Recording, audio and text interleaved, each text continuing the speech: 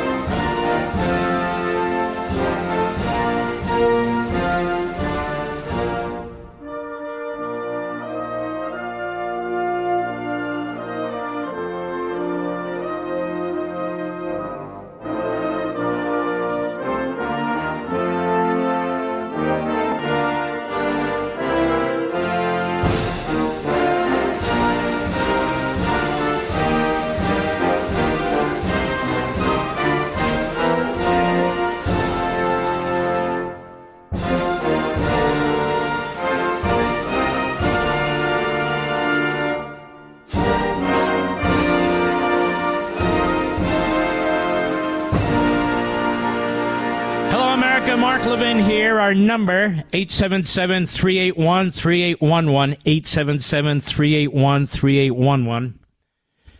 Well, I'll be on Hannity tonight around 9:30 p.m. Eastern to discuss Robert Costello, the case involving, really, Michael Cohen. Because at this point, and I'll elaborate more on this later in the program, as far as I'm concerned, Alvin Bragg's on trial. I'll explain what I mean by that later. But in the meantime, Joe Biden has asserted executive privilege over his own tape recordings. That is, video recordings. He's asserted executive privilege that the House of Representatives does not have any right to those recordings.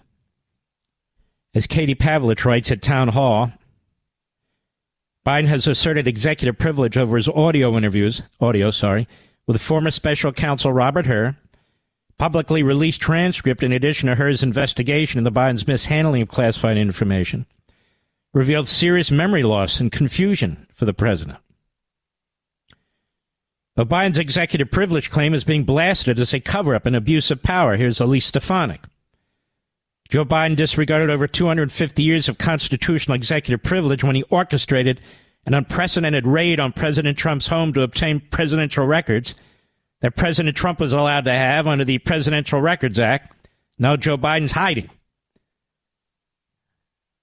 Just to get this straight, writes our buddy Ben Shapiro, Joe Biden is asserting executive privilege in order to safeguard tape of a law enforcement interview with him about his criminal mishandling of classified information that showed he was senile? Sean Davis, the Federalist. Biden put Trump aides in prison for asserting executive privilege. Meanwhile, he's hiding audio of his deposition, with the Department of Justice prosecutor trying to determine if he broke the same law he's charging Trump with breaking. Given the White House counsel's reasoning, which was reiterated by Attorney General Merrick Garland, the claims of abuse are right on target, especially for political purposes in an election year. White House counsel Edward Siskel said, the absence of a legitimate need for the audio recordings lays bare your likely goal to chop them up, distort them, and use them for partisan political purposes. Meanwhile, Republicans plan to move forward with contempt, and they just voted on it, against Garland for withholding the audio interviews. Now, let's slow down.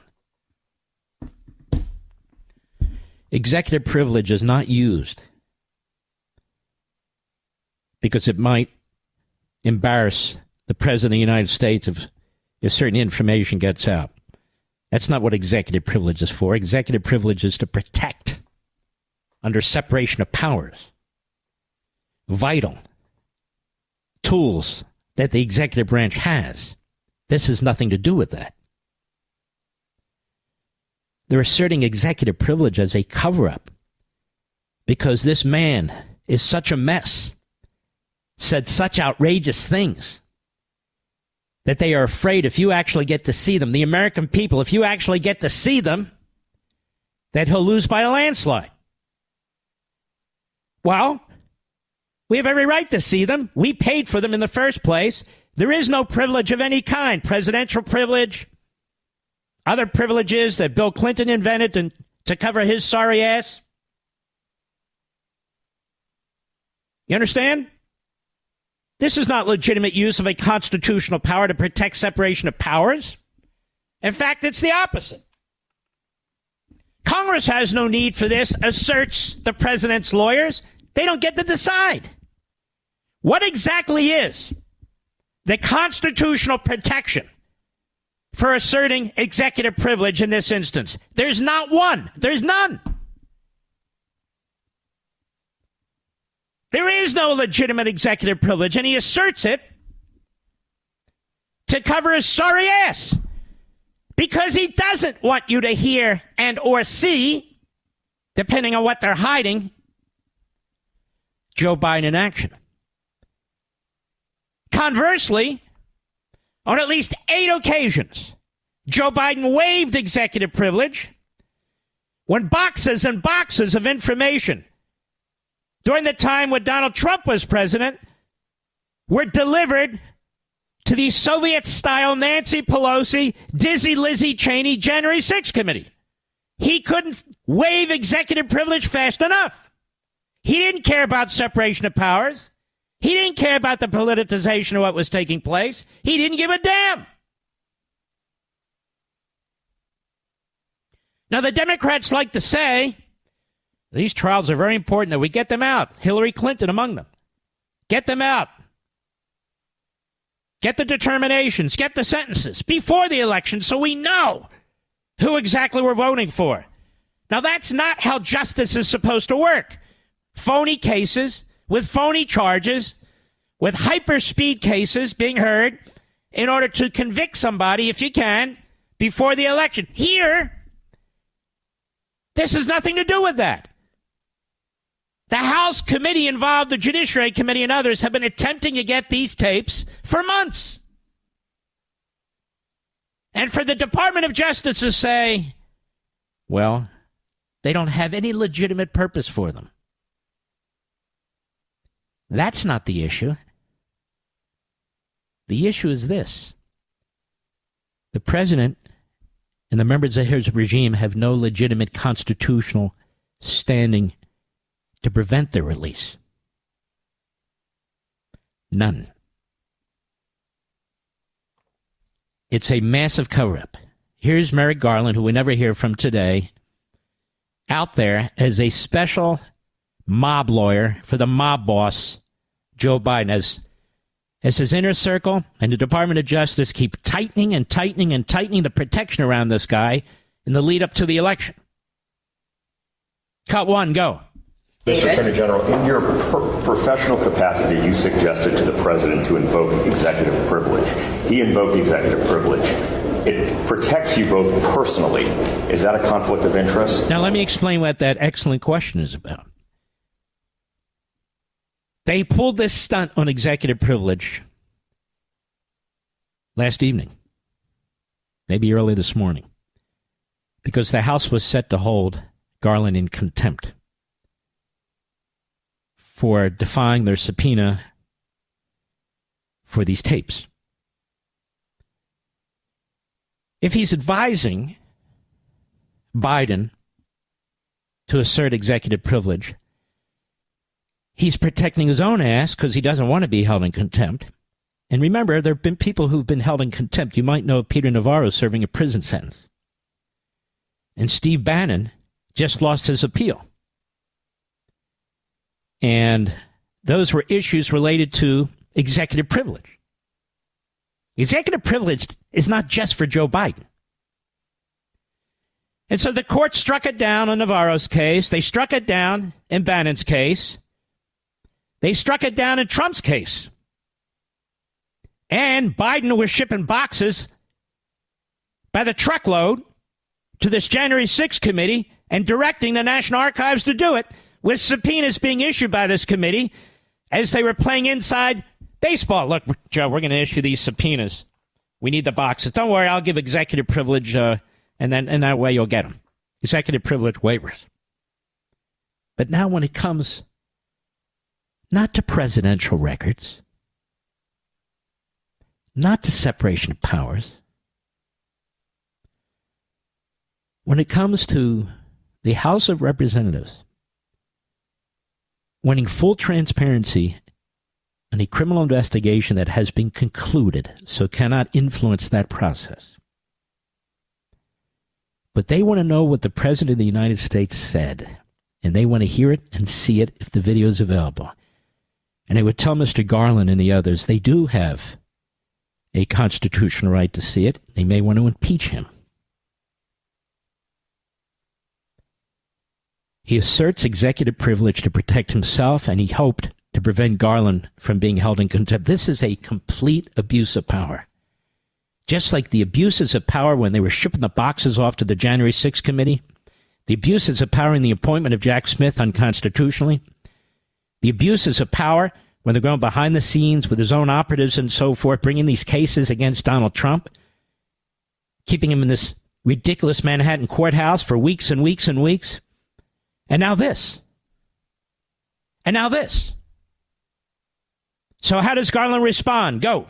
The Justice Department is a fundamental institution of our democracy. Okay, stop. We don't need lectures from you, a-hole. The Department of Justice is a fundamental institution of our democracy. I would remind him that the Department of Justice didn't even exist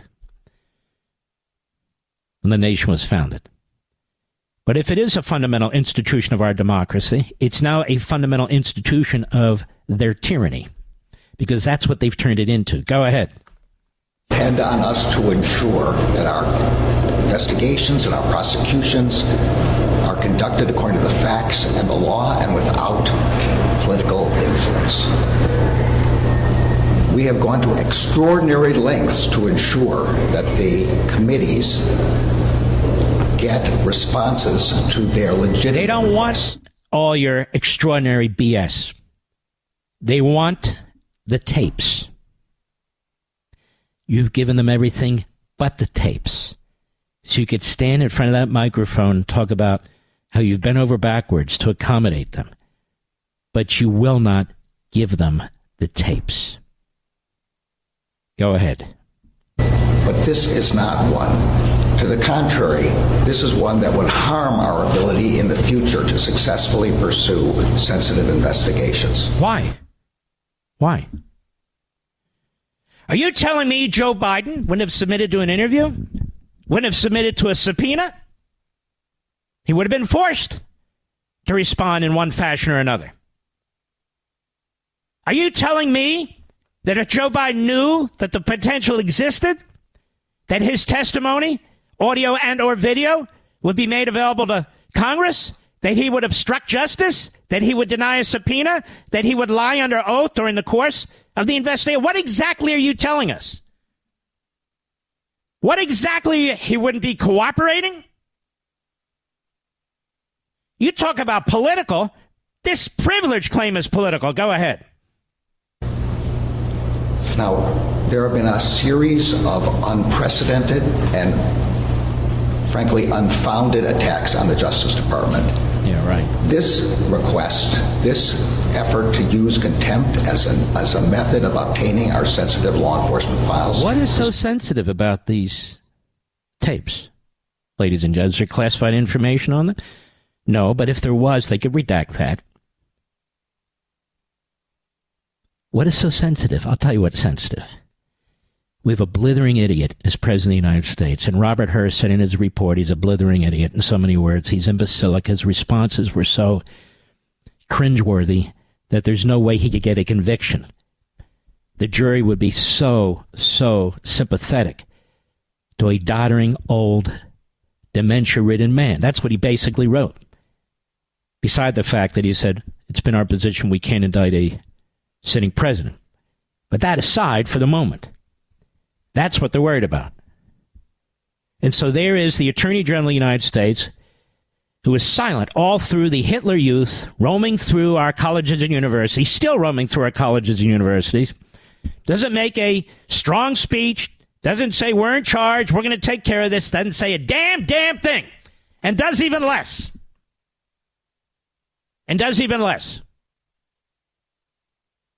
Here he is. This could harm their investigative techniques. What investigative techniques?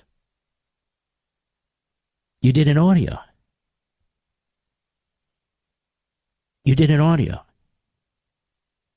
The reason you don't want to release them is you know it would sink any chance you have for re-election, because the special counsel, Robert Hur, who is supposed to be sort of a rhino figure, was appalled and said so in the report that when they interviewed you, they were appalled. My word, but I'm defining what he said.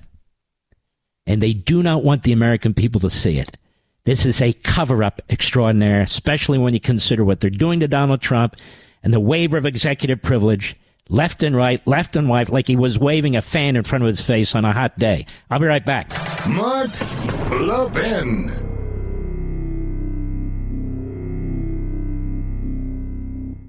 You know, folks, China, Russia, Iran, they're all on the move. Right here in the U.S., you've got inflation, you have open borders, and, of course, an election year. Oh, and we just crossed over $34 trillion in debt with no signs of slowing down. It's time to wake up, folks. There's a lot at risk, possibly even your retirement account. The time to protect yourself is before a crisis, not after. Advantage Gold, the gold and silver company I recommend to help Americans. Well, they'll help you prepare now for times just like these. Call them at 800-900-8000 today. Get their free 2024 gold and silver kit. Plus, tell them I sent you, and they'll give you a special Mark Levin discount worth up to $1,300 if you qualify. Call Advantage Gold today. Here's the number, 800-900-8000. Plus, see if you qualify to get your special discount worth up to $1,300 today, 800-900-8000. Performance may vary. Past performance is not necessarily indicative of future results. You should always consult your financial and tax professional.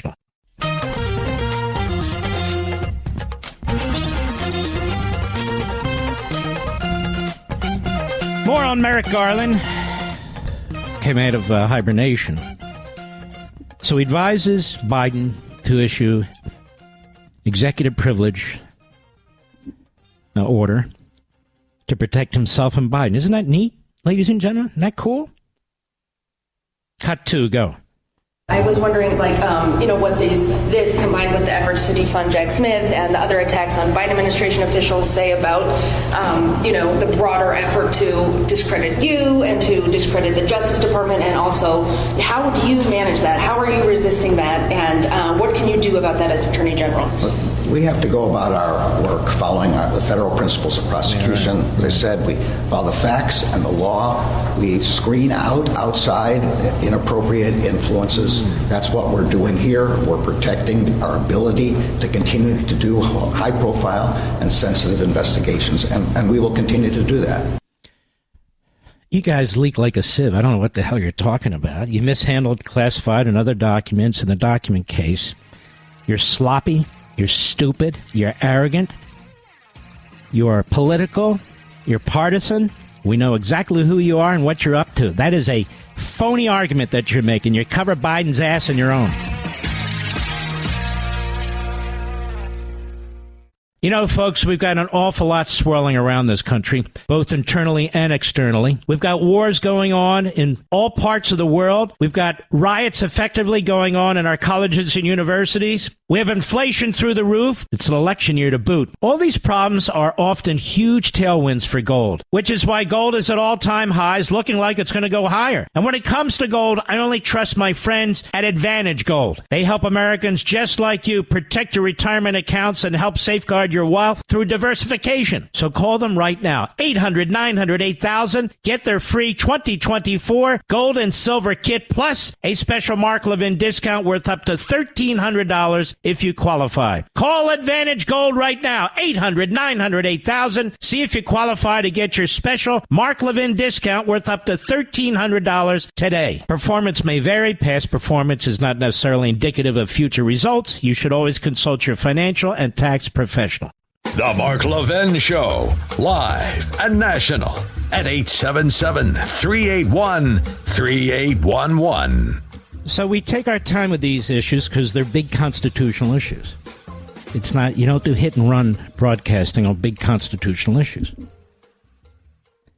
Speaker Johnson responded to Merrick Garland. He responded to Biden's use, abuse, misuse of executive privilege to prevent his own audio tapes from being released.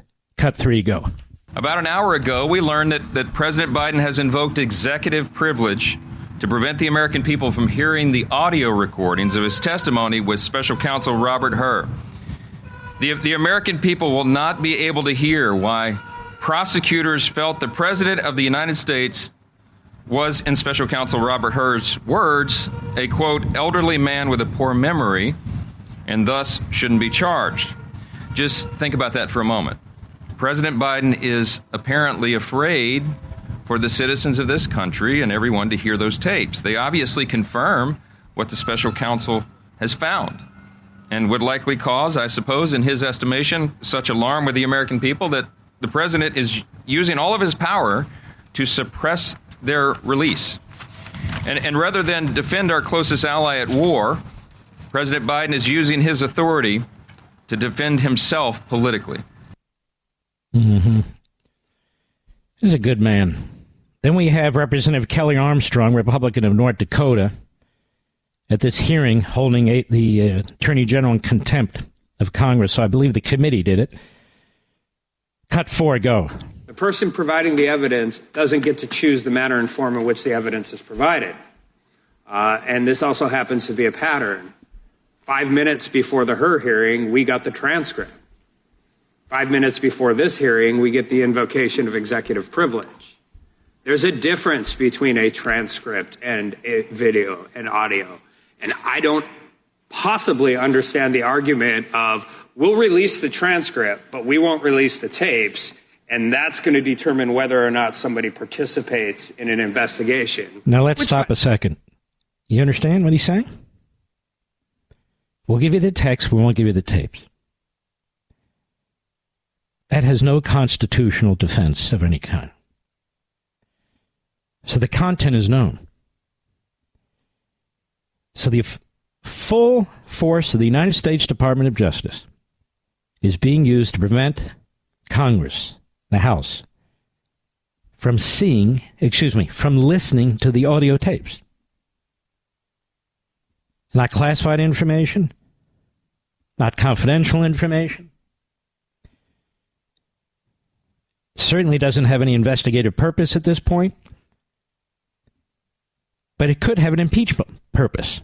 That is, yes, they have the text, but the way in which somebody says something could have an impact. Ladies and gentlemen, let's be very clear about this. This is an attack on you. This is an attack on your right to know what the hell this guy said, which we know, but how he said it. What it was that caused the prosecutor and the prosecutorial team that he has around him to be appalled by what they saw.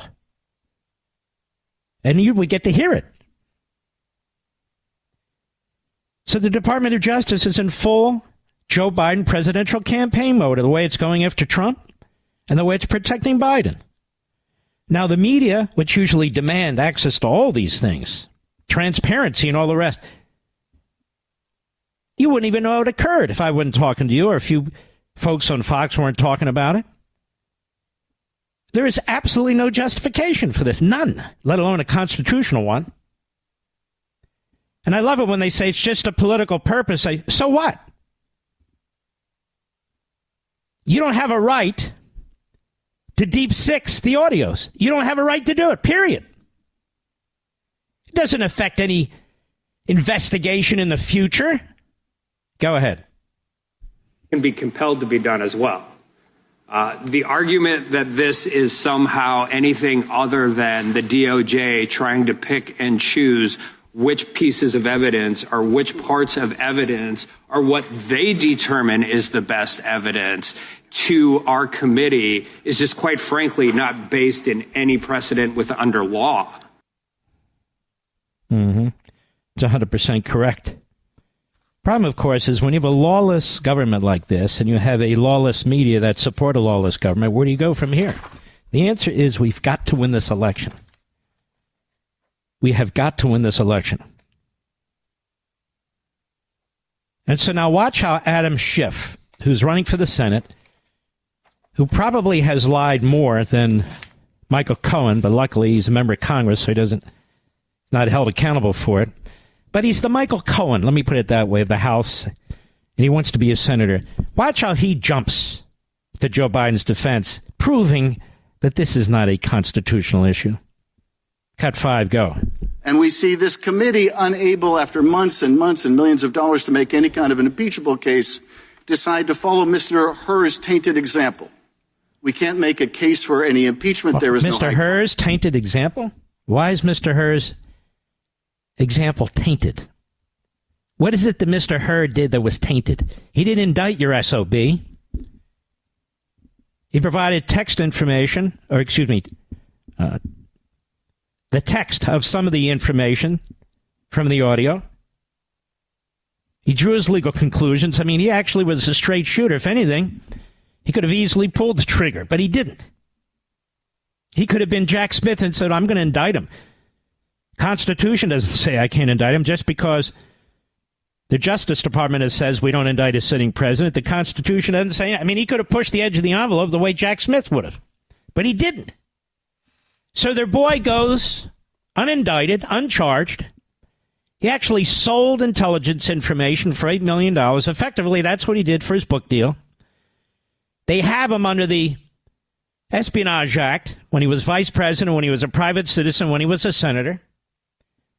And they're attacking the prosecutor because he made his conclusions. That the guy's an imbecile. We're not going to charge him because the jury will be sympathetic in Washington, D.C. And besides, DOJ says you don't indict a sitting president. Okay, says the House of Representatives. Can we have that audio? We want to take a listen to this. We may have to step in here, take some action. Can't indict a sitting president, but you can impeach one for sure. No. Why? You have no legitimate purpose. You just want to use it against Biden. That's all. It's a political season. You just want to use it against this from the party that's going after Trump. Even putting that aside. That's not a defense by the executive branch to cover up for the President of the United States' testimony. Go ahead. There's no misdemeanor even. And so we will do the next best thing, and we will use this to political advantage by subpoenaing tapes of an interview we already have the transcript for. And why? Because the Republicans in this committee have moved from being the criminal defense firm for the president to being essentially an adjunct of the president's... You're such a swine. You're such a disgusting slimeball. You don't have a moral fiber in your body. You're the worst of the worst. Well, you're one of the worst of the worst. There's many of them there, but it's just so grotesque, this guy. And then there's Jerry Nadler. Jerry Nadler, who's trashing Israel, who's trashing Netanyahu, because you see, he sees his district changing with the Hitler Youth. And so, whatever works, after all, he's not really Jewish. He's Marxist. Cut 6, go.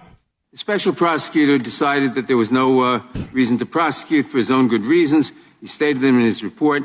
He made what I regard as a gratuitous smear of the president by his comment on gratuitous smear. Prosecutors have to determine if the person they're going to charge is a mental midget and has his faculties or not. And unfortunately, he is a mental midget and he doesn't have his faculties, and this seems to upset you people. Well, then nominate somebody else. Go ahead. Chairman, we will see We don't need the transcript to see if the president is cognitively impaired. The president speaks all the time. There are going to be 2 debates. The American people can decide whether the president is cognitively impaired. They can decide whether his opponent is cognitively impaired. You know what? Shut up, dummy. You're up there with Schiff. You really are. You're up there with Schiff. But they are voting, and I believe they did vote to hold him in contempt in the committee. So these 2 guys are just, spewing their carbon footprint out. It doesn't really matter, I suppose. But here's the deal. By asserting executive privilege, we will not get those audio tapes before the election. By rushing the cases against Trump, they hope to get a conviction before the election. Ladies and gentlemen, I have to tell you something.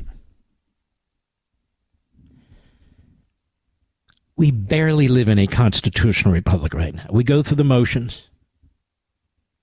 I mean, on the edges, yes. But when it comes to the core functions of government, the founding fathers, the framers of our Constitution, would not recognize this country, would not recognize this government. They would be shocked. And this is why I say to you, and have now for over 20 years, we're not a constitutional republic anymore. We are not a federal republic anymore. We're not a representative republic anymore. Why? Well, we're not a constitutional republic anymore because the Constitution is honored in the breach. In the breach. If it helps the Democrats, they honor it. If it doesn't, they oppose it. And we have courts that won't uphold it. A federal republic, that is federalism. The states have almost no say in anything, except if they're extreme left wing. And then the trick is, you see, the federal government says, oh, well, that's states' rights in California. They can do whatever they want. But not in Alabama. Okay. Well, states' rights are states' rights and federalism is federalism. No, it doesn't matter. And then representative republic. Our whole country is being changed by executive orders, judicial fiats, bureaucratic regulations. What you can eat, what kind of home you can live in, what kind of appliances you can have, whether you can drive an automobile, on and on and on. And nobody's voting on this. These are fiats being spewed by this massive, ubiquitous federal government. Every day. You work for a living, and they're just putting out these rules. Do you know they put out more than 1 million pages of regulations every single year? I've written about this. Not one of them is passed by Congress. Not one of them. I'll be right back. Mark Levin.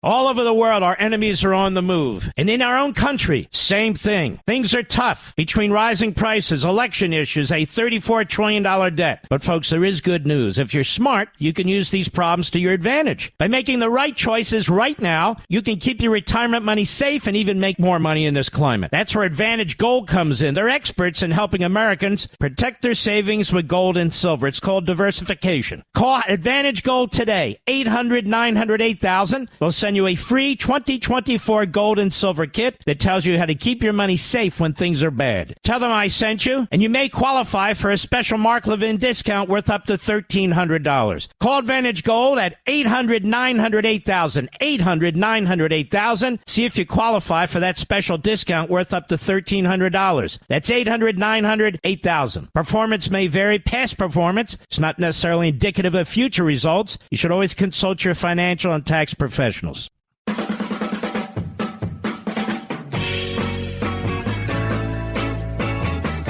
President Trump outside the courthouse today. Cut 7, go. Every single review, every legal scholar that I've been able to read said there's no case, there's no crime, it's a disgrace that it was allowed to happen.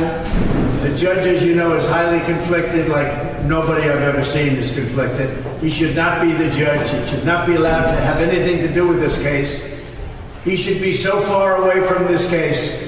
Outside, if you take a look, it looks like we're Fort Knox.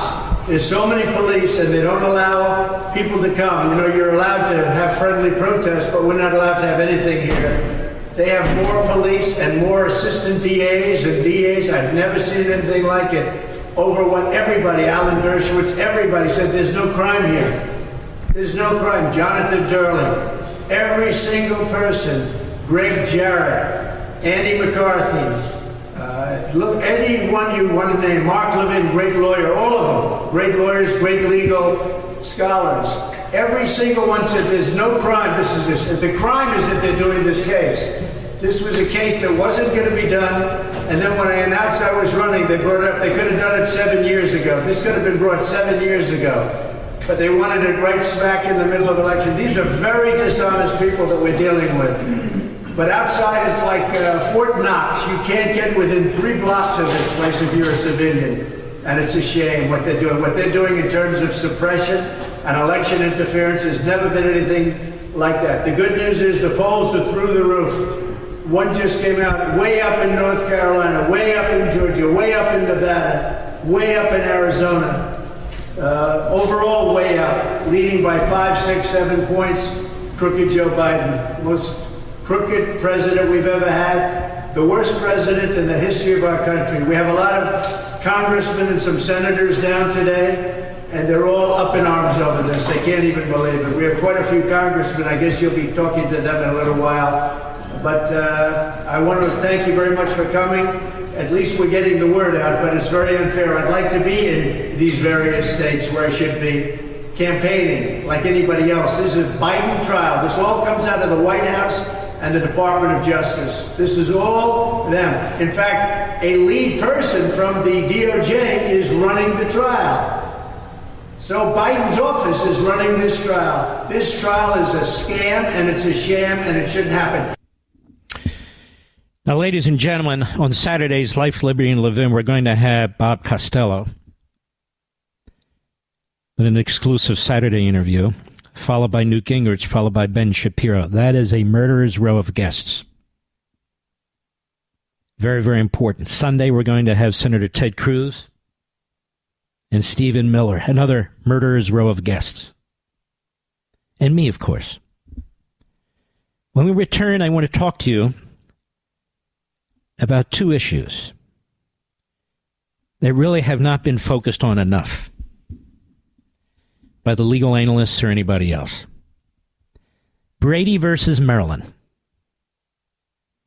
That's a Supreme Court case that goes way back into the 1960s. Well, what's that all about? What's that have to do with anything? And suborning perjury. What in the world is that? What's suborning perjury? Remember the Clinton case? Remember the Clinton case? His lawyer, Bob Bennett, unwittingly made statements because Clinton gave him false information and he made them. So Bennett didn't commit perjury, but Bill Clinton suborned perjury. Let me get into this with respect to this Bragg case. We'll be right back. This segment of the podcast is exclusively sponsored by Pure Talk. Pure Talk offers great coverage and can save your family money on your wireless bill every single month. Go to puretalk.com to find the plan that's right for you. Thank you again for listening, and thank you so much for this sponsorship, Pure Talk. He's here. He's here.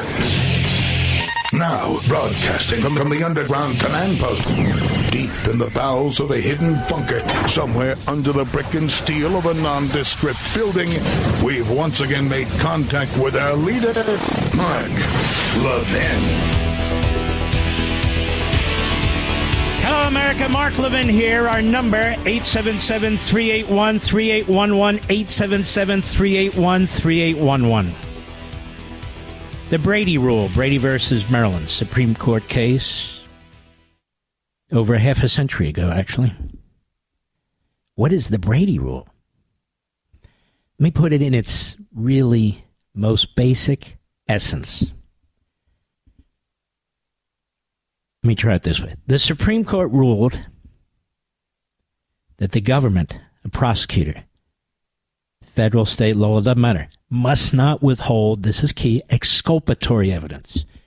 They can withhold evidence, it's not material, or so, exculpatory evidence, or even a witness, that is, conceal a witness that it knows has exculpatory evidence from the defense. So we have this case with the text messages many of you have been hearing about all day, and the testimony was that there were texts on direct examination by the government with Cohen, and there was this text to Donald Trump's Secret Service guard or official who was protecting him, and by the way, is his former private security guard as well. And Cohen says it was in that text with a follow-up call to this individual where Cohen relayed that the deal was done, the NDA, with Stormy Daniels. Today on cross-examination, President Trump's lawyer pulled out a timeline of texts that surrounded that call.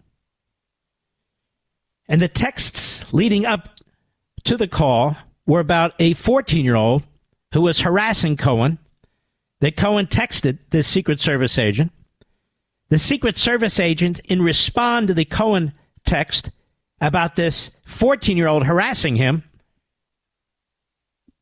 texted back, "Call me." Cohen calls the Secret Service agent. The call lasts 96 seconds. And when you piece it all together, it had nothing to do with Stormy Daniels or the NDA. It had to do, obviously, with this 14-year-old who was bothering Cohen, and he needed the help of the Secret Service. There's no reference, nothing about an NDA or Stormy Daniels or tell the president the payment was made, anything of the kind. So this directly contradicts the testimony that Cohen gave. Certainly would seem to. But I have a different issue. Those text messages, was the prosecution aware of them? Now, obviously, the defense found them. But did the government give those text messages to President Trump's lawyers in advance of or during the course of that trial? Bob Costello, the former lawyer, legal advisor to Cohen, he says he turned over 300 emails to Bragg and his people, emails he used with the U.S. Attorney's Office that convinced them there was no case, contemporaneous emails, certainly at the time, back and forth. He's given testimony, he said, both to the U.S. Attorney's Office and to the Bragg grand jury, even though he was repeatedly interrupted, even though they tried to shut him down and all the rest. And he said they only showed them 6 emails. Now, they're not required to show 306 unless they are exculpatory. But even if you don't do it there, the government is vouching for this witness. He's a government witness. He is the government. He is the case, whatever the case is. If you know as a matter of fact that you have material information that is exculpatory to the defendant, not just to impeach, say, Cohen, but exculpatory, then you're supposed to provide that information to the president's lawyers. I don't know if that was done or not, but it goes to the next issue of suborning perjury. Bragg put Cohen on the stand And you put him on the stand after his people worked with Cohen for maybe weeks, if not months, in the preparation of his testimony. Bragg had to know about the material matters that were presented to his office by Costello, Cohen's former lawyer, and by the way, a serious person, unlike Cohen, a serious person, former deputy chief of the criminal division of the Southern District of New York, had to know. And that came in the form of sworn grand jury testimony and contemporaneous emails that convinced the Southern District of New York to drop the investigation.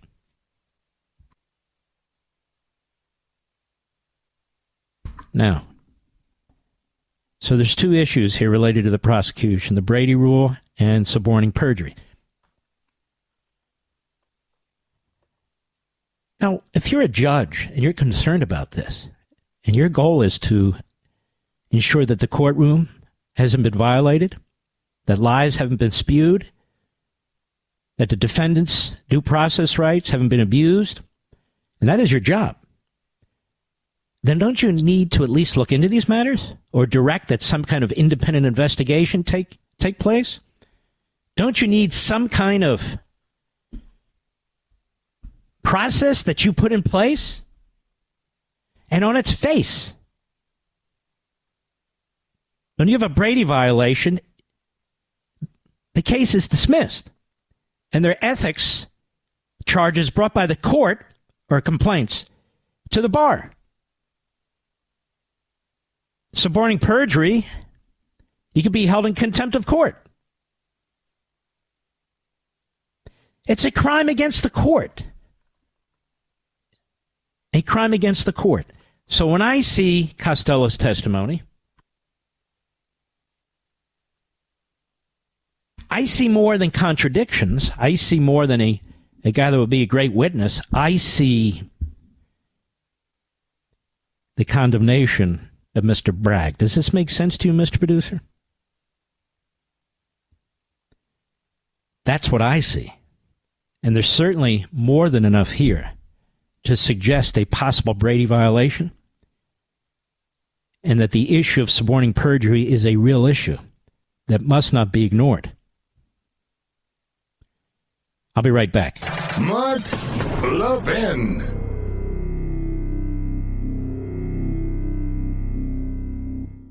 Once again, Pure Talk, my sponsor, my wireless company, is investing in their customers. That's you. I'm happy to announce Pure Talk is now offering international roaming to over 50 countries. That's right. As you plan your summer travel, make sure your wireless provider has you covered at home and abroad. Pure Talk already puts you on America's most dependable 5G network, but now they're offering you coverage in over 50 countries as well. You get unlimited talk, unlimited text, plenty of 5G data, just $20 a month. And that's less than half the price of Verizon, AT&T, or T-Mobile. They're ripping you off, folks. Bring your phone or get great savings on the latest iPhones and Androids. Go to puretalk.com/Levin. That's puretalk.com/Levin and make the switch right now. Again, this month, when you go to puretalk.com/Levin, you'll save an additional 50% on your first month. Folks, switch to Pure Talk so you can afford to travel this summer. George Stephanopoulos, how is it possible that George Stephanopoulos is a senior news person with ABC? This is, of course, the media, the modern media, which is really the old-time Soviet media. And he goes on The Late Show last night and with Colbert, who's sort of a freakish figure with a low IQ, with those Spock ears of his, Mr. Producer. And this is why these shows are unwatchable. You know, from time to time, I'll watch the Dean Martin roast shows. Have you ever seen those, Mr. Producer? And I'll play them, and they say things that you could never say today. The white comics say it, the black comics say it, they say things about each other and their races that you could never say today. And it's meant in good fun. They loved each other. But even more than that, they were comics. They weren't politicians pretending to be comics and vice versa. So here's George Stephanopoulos, who, remember, headed the war room for Clinton. And what was the war room? They would viciously attack, smear, libel any women who would come forward and accuse Bill Clinton of molesting them. And there were many. And so ABC saw in that their future star. So they hired him. Cut 10, go. Every election, we say this is the most important election of our lifetimes. Cubit.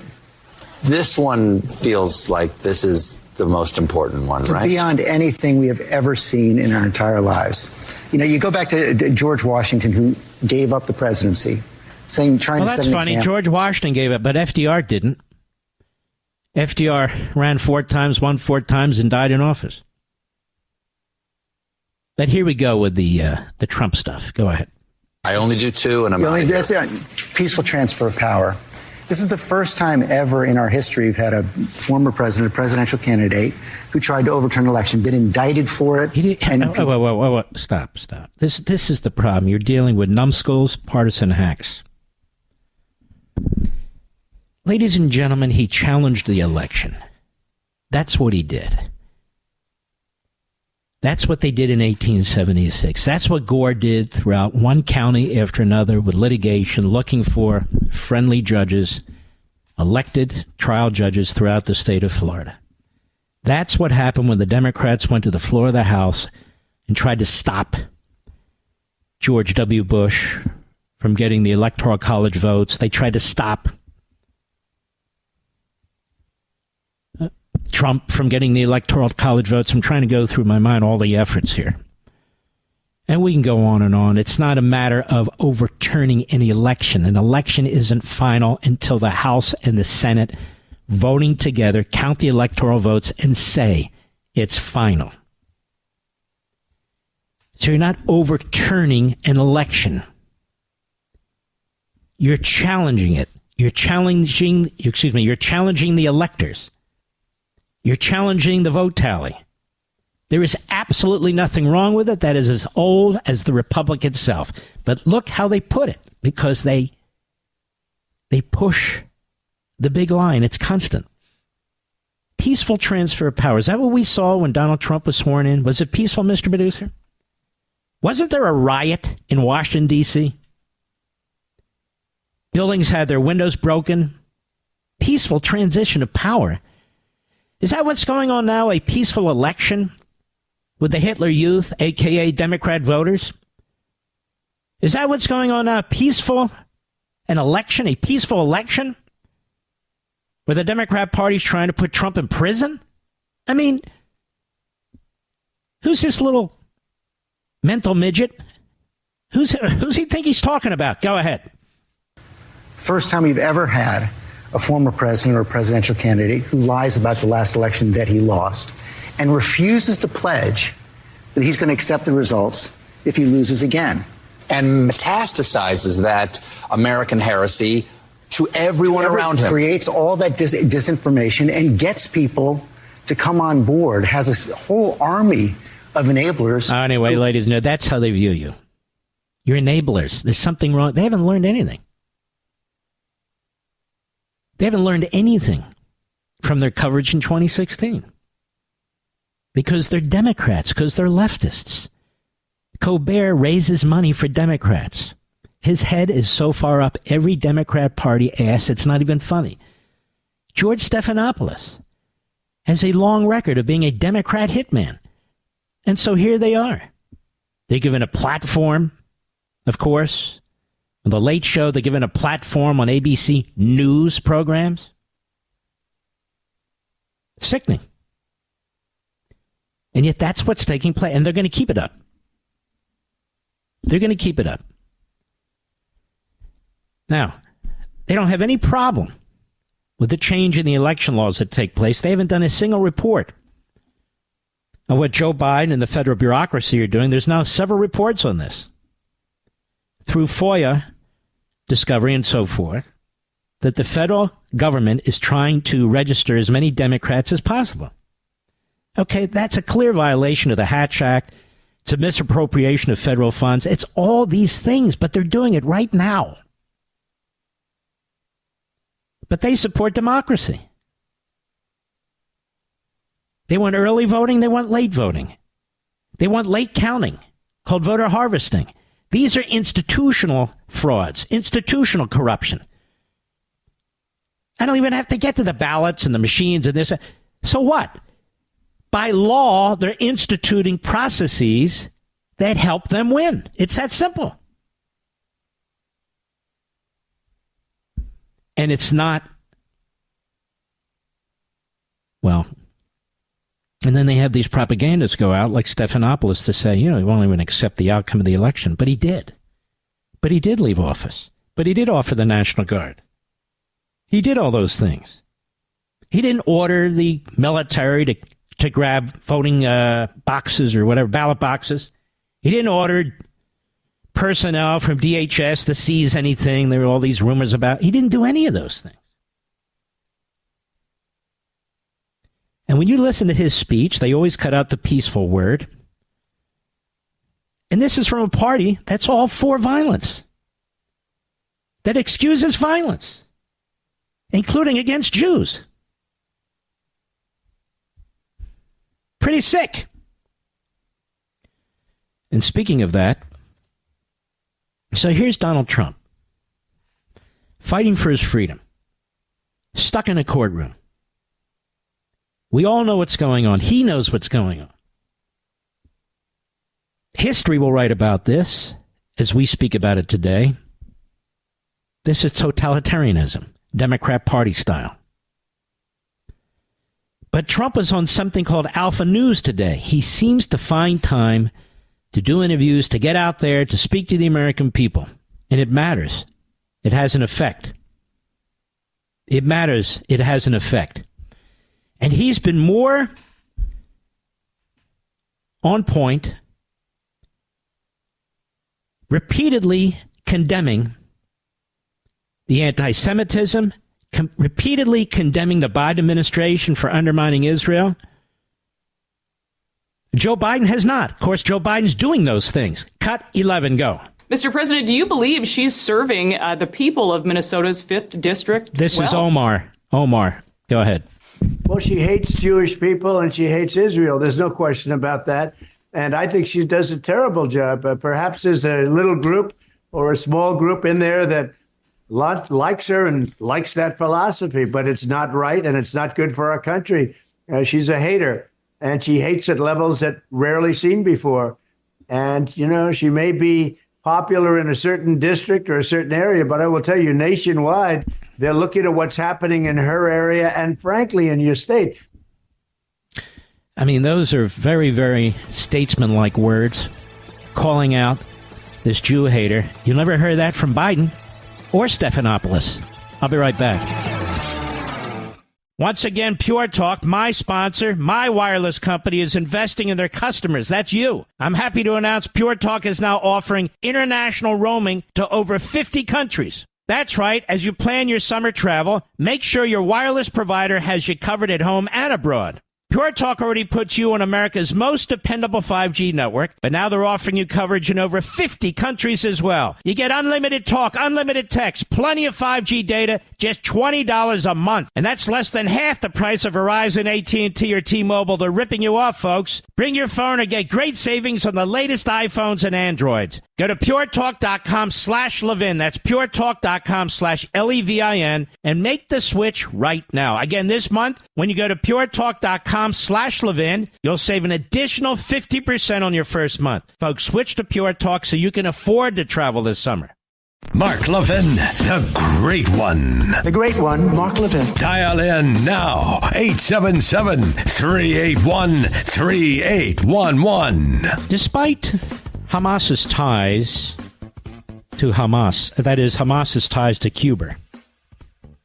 Despite Hamas's ties to Cuba, Biden just removed Cuba from the list of terror states. What is it with Biden and terrorism? What is it? He comes in office, he delists the Houthis as a terrorist organization. He comes into office and he signs as many waivers right away as he possibly can that funds and supports the terrorist regime in Iran. He turns the money spigot back on for Arafat's PLO, and he funds that terrorist organization. And, of course, he turns the spigot back on for UNRWA, the corrupt UN terrorist supporting organization that Trump cut off, which provides money to Hamas. What is it about Joe Biden and these terrorist regimes? He hates our country. He's attacking our liberties, our Constitution. He clearly hates Israel. He's undermining Israel as it's trying to defend itself. This is a sick bastard. So Cuba is now removed from the list of terrorist states. No, folks, I know it's Cuba. Why do I call it Cuba? Anybody know, Mr. Producer? Because Bernie Sanders calls it Cuba. That's why.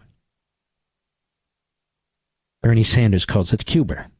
And Bernie Sanders, you know Bernie Sanders, he went to Cuba when Fidel Castro was alive and broke bread with him and partied with him. This guy, Bernie Sanders, one day soon, I will use my Fox opening statement. Bernie Sanders, this is your life. What do you think of that, Mr. Producer? As I was talking about before, the Heritage Foundation particularly has an oversight project that is exposing Biden's election interference scheme, and they identify several ways to deal with it. The Great Heritage Foundation. They have this oversight project. They've obtained copies of various federal agencies through the FOIA Act, previously hidden plans on how to execute Biden's Executive Order 14019. And he issued this order early in his presidency that effectively compels federal agencies, as the Blaze Media writes here, blaze.com, great news site. I should know. I helped found it. That's right. After Executive Order 14019, they investigated it and its application, and the Heritage Foundation Government Watchdog Oversight Project said it constitutes election interference, which could have great consequences in November. Ooh, you must be an election denier. This is what they do. The last election was decided by less than 40,000 votes in the determinative swing states, says Mike Howe, executive director of the Oversight Project, and he told this to Blaze. Howe highlighted further how Democrats, a leftist think tank, whose 2020 recommendations to the Biden administration, Demos, I should say, how Demos, that's the think tank, appear to have helped inspire Executive Order 14019, boasted that the scheme would bring in 3 million new voter registrations per year. And Howe of the Heritage Foundation suspects it's a lot higher than that. And the Oversight Project has gone beyond merely diagnosing the problem today. It has exposed various agencies' strategic plans. They're online now at the Blaze. That's theblaze.com. And identified 3 major steps the states can take to thwart, or at the very least frustrate them. The order. Months after taking office, as I said, Biden issued this order, alleging that minorities, particularly blacks, are disproportionately met today with significant obstacles to voting. According to the preamble, they are disproportionately burdened by voter identification laws and limited opportunities to vote by mail. So voter ID laws are very burdensome. You know, we've been talking about this for 20 years. I've had black people call this show, and they have said to me how stereotypical this is, how preposterous it is, that they're being used by the Democrat Party and these radical left-wing groups to eliminate voter ID laws, which many, if not most, voters, black, white, in between, want. Greater turnout from this particular cohort would likely be a big step, a big push for Biden, given that 83% of black voters are presently Democrats or lean that way, according to Pew. Now, after intimating that minorities have trouble using IDs in mailboxes, the preamble suggests that in order to remedy this perceived racial discrimination and to, quote, protect the right to vote, unquote, it's incumbent upon the administration to enmesh itself more fully in the electoral process. That is a crime. So they compelled federal agencies to, quote, consider ways to expand citizens' opportunities to register to vote and obtain information about and participate in the electoral process. Now, the Oversight Project indicated this means those federal agencies that regularly engage with the American public must, and this is what's compelled by this executive order by Biden, use the resources, connections, and relationships with their clientele to facilitate registrations of mass mail-in ballot applications. use federal resources to assist in completing those registrations and applications, and provide space on agency premises and resources to approved non-governmental organizations and state officials to accomplish their directives. My God. There are various reasons to doubt the lawfulness and neutrality of these efforts, whether prospective voters in historically right-leaning areas will be sought out for registration with the same enthusiasm. And it goes on. The Hill reported that 95% of all campaign donations from 14 government agencies, when they were tracking this, went to Clinton. Hillary Clinton in 2016. 95%. A balance is unlikely to be struck, especially with former President Donald Trump expected to restore the Schedule F employment category for federal employment. Anyway, it goes on in exquisite detail. We will have it on the Mark Levin Show website, the mothership, as we do all the articles I reference, all the research I reference, so you can check it out yourself. And then, of course, Biden's big buck strategies, attempts to obtain information about what that strategy is and how the money's going to be spent and all the rest in order to get these Democrats registered. These are brazen violations of the Hatch Act. Brazen violations, but no law matters. Issues an executive privilege order today to prevent the audio of his transcripts from being put out because he sounds like a Professor Irwin Corey, the late comedian Irwin Corey. Or he sounds like Stephen Colbert on a good day. In other words, mumbling and stupid. And so they also list counteroffensive measures that you can check out yourself. But this is what's happening. And so if you raise questions about this, well, you must be an election denier. Well, they're not going to even accept the election result. Ladies and gentlemen, the issue isn't voting. The issue is the republic. I mean, they voted in Gaza and they got Hamas. They go through the voting system in Russia and it always winds up with Putin. They did this in Iraq. In all these genocidal, tyrannical, totalitarian regimes, they go through the motions of voting. Xi goes through the voting motions. His council, this big group, they vote him into office. It's all said and done. It's a fix. And so if you destroy the voting system and yet you still claim that we're a republic or democracy, we're not.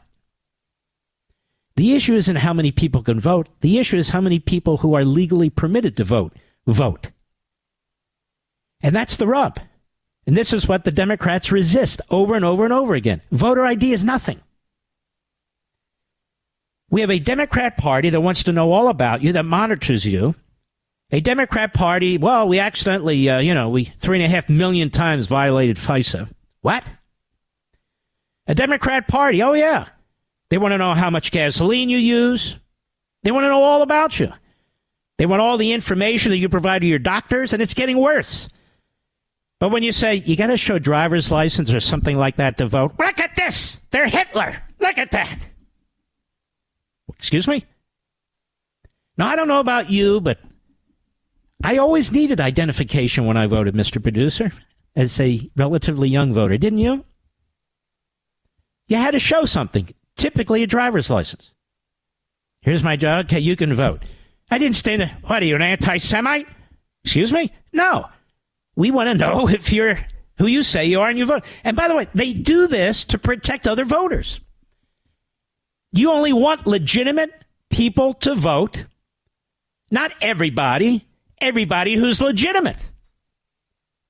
And that way, your vote isn't canceled by an illegal vote. And the truth is with 150 million people voting, it's almost impossible to know in so many or a significant percentage of the cases. So that's why you put laws in place that are built to try and protect the integrity of the system. It's whether voting, whether it's tax return, whatever it is. You go to a grocery store, they have monitors, they have computer checkout scanning systems, they have all kinds of stuff. Not because it's racist, not because it favors Republicans, but because it's the most efficient way for law-abiding people who want to purchase something at a grocery store to purchase it. But if you change all the rules and make it much more difficult to know if that person is actually purchasing it or stealing it or doing something to rip somebody off, and you call them out for it, that doesn't mean you're a grocery store denier or a whatever denier. Doesn't have to be grocery stores. It can be any store. Be Walmart. Costco. My point is the same. You need a security apparatus of some kind in place, and a voter ID requirement is the minimum. It's the absolute minimum, especially when 12 million people are poured over the border and you have so many localities now saying, you know what? They're here. They're human beings. We want them to be able to vote in our local elections.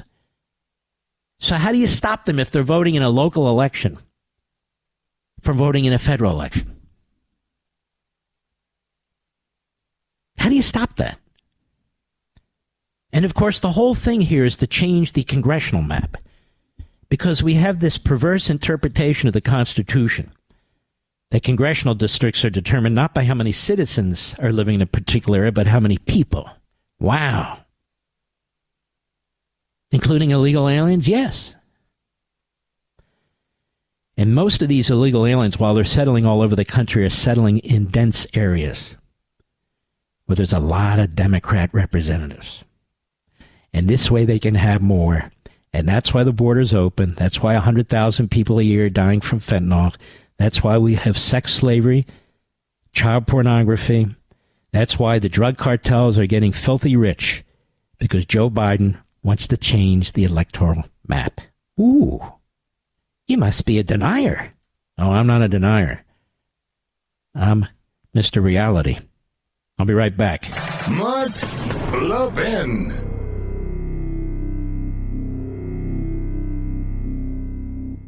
Once again, Pure Talk, my sponsor, my wireless company, is investing in their customers. That's you. I'm happy to announce Pure Talk is now offering international roaming to over 50 countries. That's right. As you plan your summer travel, make sure your wireless provider has you covered at home and abroad. Pure Talk already puts you on America's most dependable 5G network, but now they're offering you coverage in over 50 countries as well. You get unlimited talk, unlimited text, plenty of 5G data, just $20 a month. And that's less than half the price of Verizon, AT&T, or T-Mobile. They're ripping you off, folks. Bring your phone and get great savings on the latest iPhones and Androids. Go to puretalk.com/Levin. That's puretalk.com/Levin and make the switch right now. Again, this month, when you go to puretalk.com/Levin, you'll save an additional 50% on your first month. Folks, switch to Pure Talk so you can afford to travel this summer. I mean, I've been working since 5:30. I'm going to do Hannity. I'll probably hit the sack around 1 in the morning. That's what I do. So let me move on. Well, that's the way it goes, you know. I'll be right back.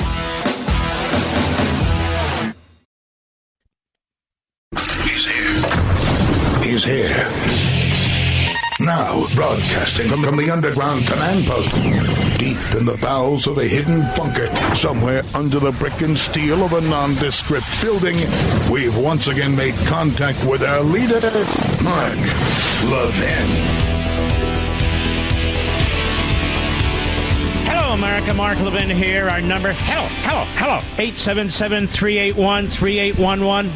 877-381-3811. I don't know why I'm getting giddy, Mr. Producer. Do you? Like last week, I told you I was in a foul mood. Now I'm in a giddy mood. It is. I'm tired. That's the problem. Well, there's a reason I call the New York Slimes the New York Slimes. And it always lives up to the name. One of the most decent people I've ever met in public life is Sam Alito. I didn't know Sam Alito well, but we both worked at the Department of Justice under President Reagan in the Meese Justice Department. Sam Alito was a career litigator. He was the principal deputy Solicitor General of the United States. That is a big damn job. And I was in charge of many things, including appointments to the Department of Justice for positions that were not covered by the civil service requirements, that is, political positions, I guess we would call them. One day I got a knock on the door in my office. There walks in this gentleman. I didn't know him, Sam Alito. And he basically says to me, look, I want to give up my career position. Now think about this. This is one of the most coveted career positions in the United States for any lawyer. And I want to apply for a position as a Reagan appointee. How do you like that, Mr. Producer? So, of course, I was suspicious. I said, okay, well, why should we do that? I don't know anything about you.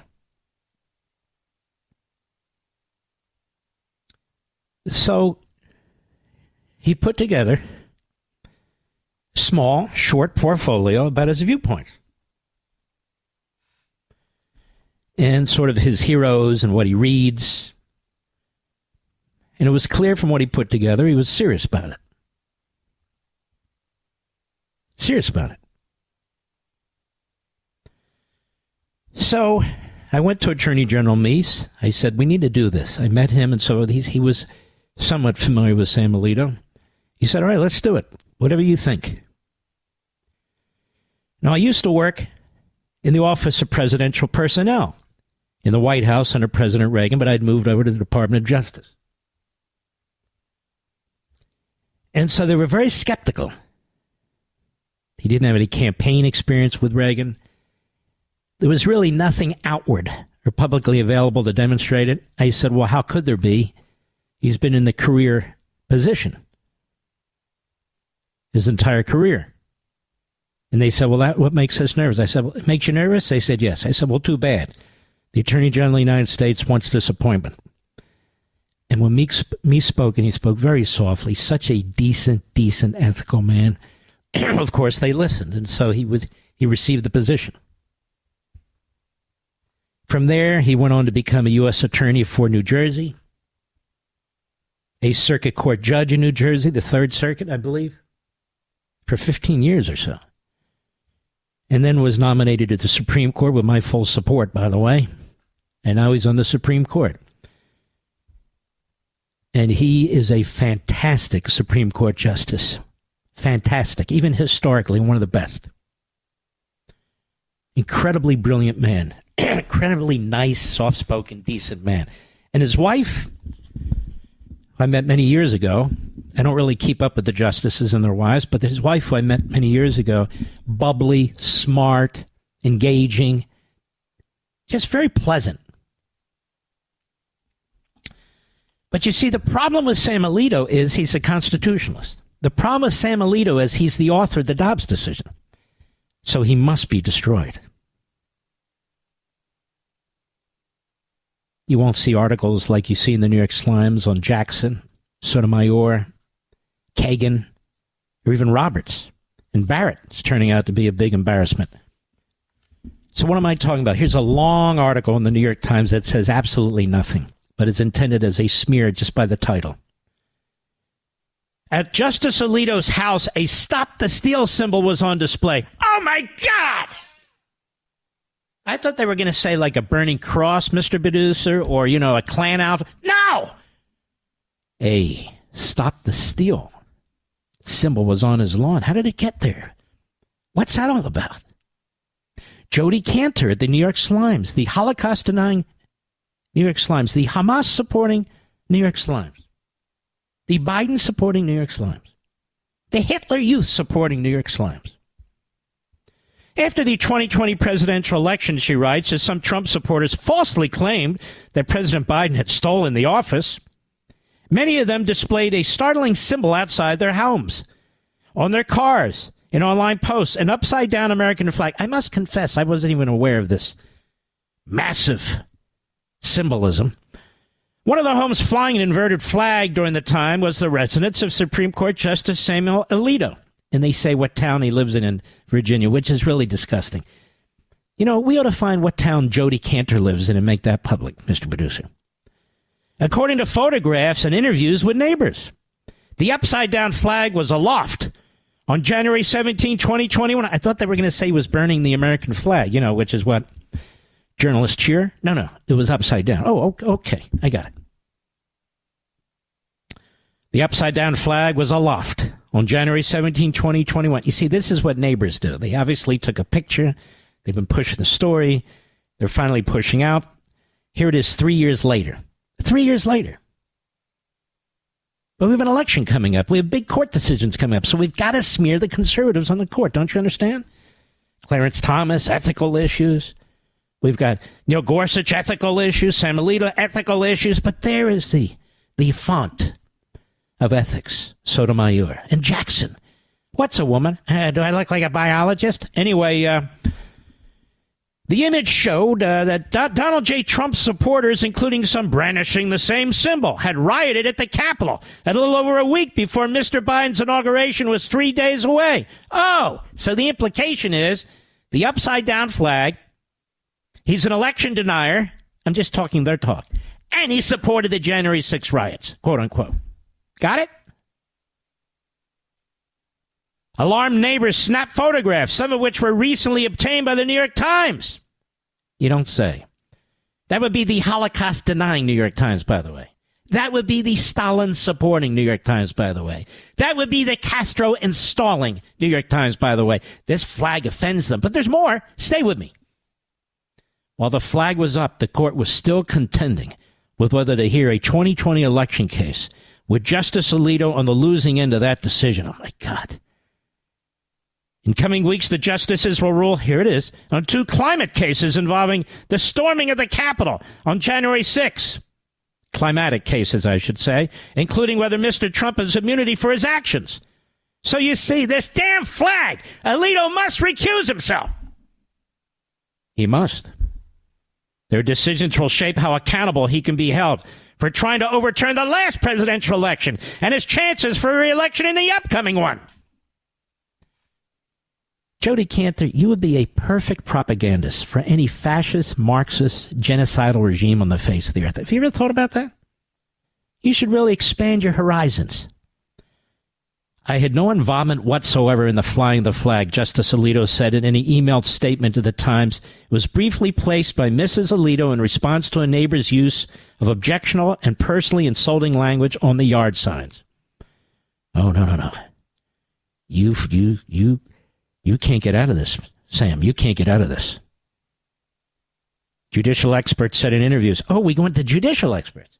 Judicial experts said in interviews the flag was a clear violation of ethics rules, which seek to avoid. We have people being put on the federal bench who are Islamists by Biden. Islamists. That's okay. But that flag that was up there temporarily and put up there to respond to a neighbor, not for some cause. That's enough. We've had enough of this, Alito. The mere impression of political opinion can be a problem. The ethics experts say these justices give their political opinions all the time. When Ruth Bader Ginsburg was on the court, she would never shut the hell up. Oops, I'm sorry, I didn't mean to say that. No, I did. It might be his spouse or someone else living in the home, but he shouldn't have it in his yard as his message to the world, said Amanda Frost, a law professor, University of Virginia. Why the hell do I care what Amanda Frost has to say? Because she has a law degree and is a professor at the University of Virginia. They seek out these reprobates. Most of us hate law professors. Not all, but most. This is the equivalent of putting a stop the steal sign in your yard, which is a problem if you're deciding election-related cases, she said. Oh. See how they build the momentum here? See how the propaganda works? Oh, yes.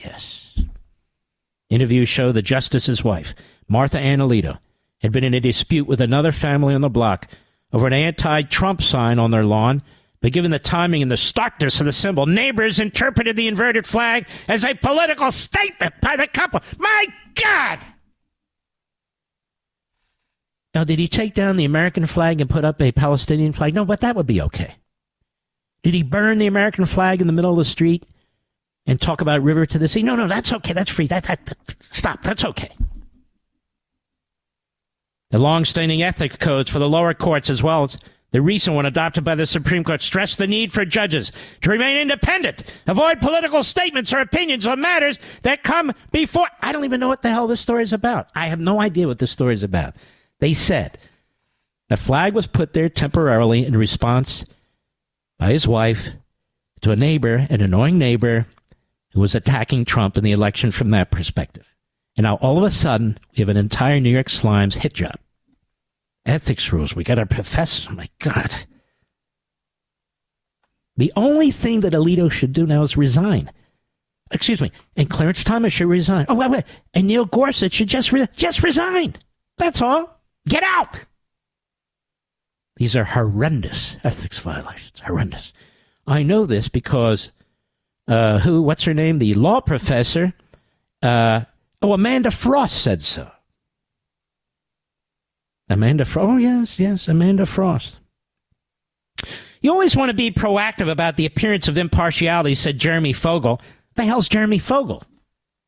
What do they do? Pick these people out of a lineup or so? Jeremy Fogel, a former federal judge. How many of them have we had? And the director of the Berkeley Judicial Institute. I'm sure that's a good one. Anything associated with the Berkeley Judicial Institute. Oh, that's cool. The best practices would be to make sure that nothing like that is in your front of your house. Oh. The courthouse repeatedly warned its own employees against public Do you realize how hard this reporter worked to turn this into this hit job and how superficially stupid this is? Stupid. The court has also repeatedly warned its own employees against public displays of partisan views.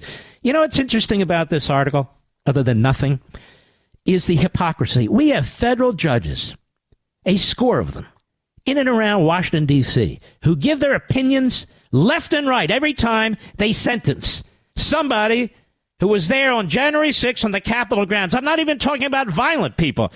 Peaceful people. Some of them are wandering in the building. Some of them are wandering on the... You know what? 3 years, damn it. You know what? You? 5 years. Hey, you. Yeah, you. Sorry you made a mistake, but screw you. Excuse me, cholera. Nonetheless, they're giving their opinions all the time. These left-wing judges can't shut the hell up. But that upside-down flag, momentarily on his front lawn to respond to a sleazeball neighbor... That's the red line. That's crossing the Rubicon. Asked if these rules also apply to justices, the court declined to respond. What? Well, did they assert some kind of Supreme Court privilege, like executive privilege with Biden? No, they just wouldn't answer us.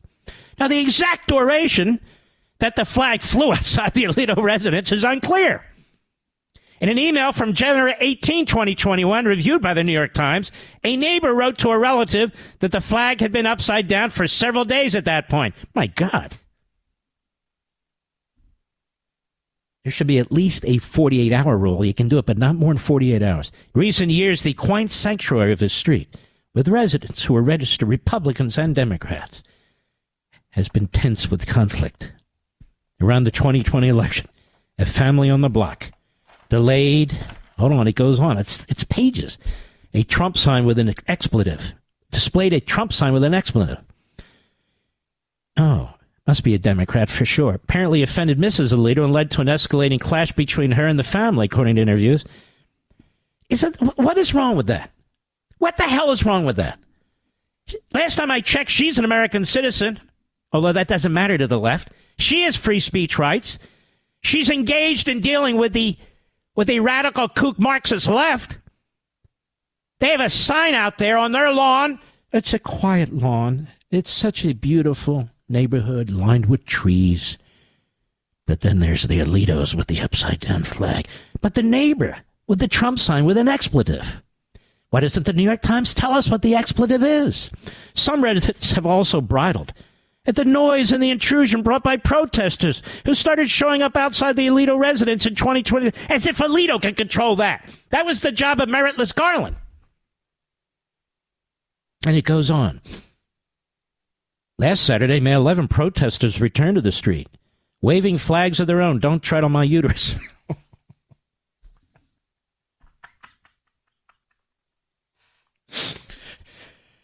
Oy, oy, oy. Well, the New York Times is such a sleazeball operation. But I will say this. At no time did Sam Alito cover up the Holocaust. I will say this. At no time did Sam Alito hire anybody who was a mouthpiece for Stalin or a mouthpiece for Hitler.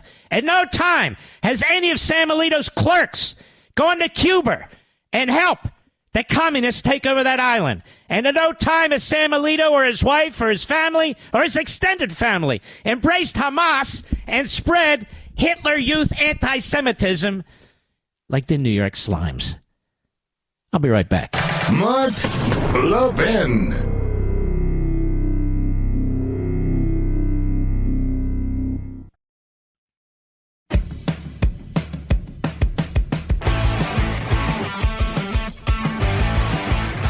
This is breaking news, and I hope people who are on the fence or leaning left towards Biden are paying attention to this.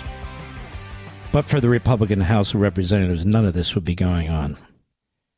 The United States House of Representatives passed a Republican-backed bill to force Joe Biden to deliver weapons to Israel that were already promised for and paid for. Now, of course, NBC News says this is largely symbolic because the Democrat-led Senate doesn't plan to take up the... Hey, listen. You do what's right and you fight. Let's be clear. The only body in Washington the Republicans control, and by one vote, is the House of Representatives. They just passed legislation to force Joe Biden to comply with the Constitution to provide Israel with the weapons that have already been purchased. And Chuck Schumer, who last time I heard is Jewish... he's not going to bring it up for a vote, and Joe Biden, who has Israel's back, says he's going to veto it. If you're trying to reach Mark on the air, call him at 877-381-3811. The Mark Levin Radio Show continues. Joe Scarborough is one of the most sycophantic individuals ever to be on a television. Sycophantic. That is, whatever Biden wants, Biden gets. That's Joe. Joe, in some ways, without all the lying, perjury, that is, fraud and felonies, but he's kind of Joe Biden's Michael Cohen without the criminal record. Don't you think, Mr. Producer? Mr. Fix-It. Let's just say whatever you have to say. What do you need me to do, boss? Boss, what do you want, boss? And so this is the relationship between Joe Scarborough and Joe Biden. Joe Biden calls Joe every morning. Hey, Frank. No, it's Joe, like your name. It's Joe Scarborough, Joe. Sid. No. Joe. My name is Joe. Oh, Joe. How you doing, Joe? Good, Mr. President. How are you? Very, very fine. Thank you. Joe, look here. Yes. I need your help. Yes, you certainly do. Look, Joe, people are criticizing my age. I don't know why. I think I'm developing into a very senior person in a very good way, but I'm not an old man. Just because I have false teeth and wear Depends. Just because I eat oatmeal every morning and have to wear a bib. Did I ever tell you that, Joe? Mr. President, you don't need to... Oh, yeah, Joe. It's true. Have trouble bending over and tying my shoes. That's why I have the wifey. She's good at that. She likes to do that. Yes. Excuse me, my sister. I get them both confused. Mr. President. Joe. Yes, sir. We're about to go on the air. I've got Mika here. I got the whole crew here. Tweedledee, Tweedledum, Sacco Vanzetti. They're all ready. My guests are ready to... Joe. Yes, Joe. No, I'm Joe. No, you're Joe. Oh, we're Joe. Anyway, Mr. President. Yes, sir. Why are you calling me? Anyway, they're criticizing my age, Joe. Okay. I need you to defend me. You got to tell them it's experience. That really, when I slur words and I spew gibberish, it is because my mind is so tight. I'm such a genius. I'm so brilliant that my mouth can't catch up with my brain. You see, that I sat around here. I got Blinken over here. I've got Sullivan over here. I've got Hamas over there. I've got the Iranian guy over here. Cares over here. We're all talking on my strategy. What do you think, Joe? I like it. I like it. You know, you were great during the State of the Union speech, Mr. President. Yes, I was. Which one? Do you remember? The last one and the one before that, Mr. Oh, yeah. I had a hell of a good time there. Hell of a good time there. You know, did I ever tell you this, Joe, that in the green room or whatever they call it, the waiting room, before I walk out there, they have the best donuts. Yeah. What do you mean? Oh, yeah. They give me donuts before I go to give the State of the Union speech. Just fantastic, Joe. Mr. President, yes. I got the message. I got today's talking point. Just make sure the next state dinner you invite Mika and me. Mika? Who's Mika? What's a Mika? What's a Mika? That's my wife. Mika? Oh, Mika, yeah. Brzezinski. What is that? A Greek meal? Brzezinski? I want a Brzezinski? No, Mr. President. It's my wife. Which wife? My wife, Mr. President. Oh, okay. Now, Joe, yes. You remember the talking point? Yes, your age. You proved during the State of the Union you're an absolute genius. That's right, Joe. Good talking to you. I'll talk to you tomorrow. Okay, Mr. President. And so, as a result of that discussion this morning, here's what Joe Biden said on the Morning Schmo. Cut 12, go. These Republicans never learn. They constantly underestimate Joe Biden. They constantly say he's an old man. He can't speak. As you know, if you're debating somebody, even if you're a lot better than him, you just go, I hope I'm able to walk off the stage. My hound dog will still talk to me afterwards because he's such a great debater. I'm going to make a fool of my... You constantly talk yourself down. These Republicans keep saying, we just hope he gets through the State of the Union. He's so old and addled. That was amazing. And think about it. That was a triumph. All you can do is you can judge somebody by their toughest challenges. Joe Biden, the Democratic primary, he was at the, back against the wall. He wins South Carolina. He destroys all the people politically that had been mocking him before that. You think about the first State of the Union. He's too old. He's too infirm. He can't. He blew him out of the water. This last State of the Union, not only was it prepared remarks, it was off the cuff remarks where he just mocked and ridiculed them and made them look like children. And yet, and why should we be surprised? They still don't get it. They're still mocking him, which plays right into his hand. Yes, Mr. President, you're calling again. Yes, Joe, that was absolutely perfect. Joe, you're the best. You're the best at what you do. Well, thank you, Mr. President. No, you don't understand. You're the best sycophant. You're the best propagandist that I've ever had, Joe. And by the way, would you tell Mika to shut up? She keeps interrupting you like Ed McMahon with Johnny Carson. Anyway, that was fantastic, Joe. Oh, thank you, Mr. President. Don't forget, Mr. President, next state dinner, you're going to invite me and Mika. Who's Mika? My wife. Which wife? My current wife. Oh. Thank you, Joe. You did a fantastic job today. You're welcome, Mr. President. Anything else I can do for you? Yes, there is. What? I dropped something on the floor, Joe. Can you come to the White House and pick it up for me? My wife's not around and I just can't bend over. Okay, Mr. President, I'm very good at bending over for you. And now you know the behind the scenes, ladies and gentlemen, between Joe Scarborough and Joe Biden. A fantastic relationship, wouldn't you say, Mr. Producer? Just fantastic. They never learned. Oh. So they have this debate set up, like he's a mental patient. Nobody's allowed in the room. Wow, what? No interruptions. What? Only I can pick the reporters in the network. Say what? That's right. The walls have to be padded, huh? Numerous bathroom breaks. Oh, what? That's right. Nobody ever learns that Joe Biden is such a great debater. When I came into the White House, inflation was at 9%. Mr. President, no, it was at 9%. Just like Joe Scarborough's IQ right there at 9. 9%. I remember 9. 9's my lucky number, It is? Oh, yeah, 9. 9%. Mr. President, it was 1.4%.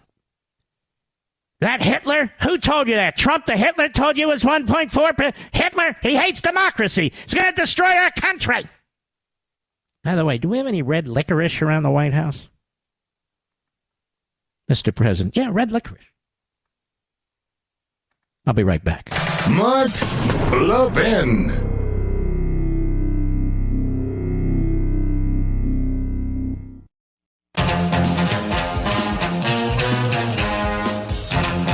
Where I wish I had a name like Stephen A. Smith. You know what I mean? That way I don't have to keep spelling my last name. I don't keep saying Levin. It's Smita. Everybody knows Smith. Stephen A. This very easy proposition to have the name like that. And so maybe I should change my name. I have an idea.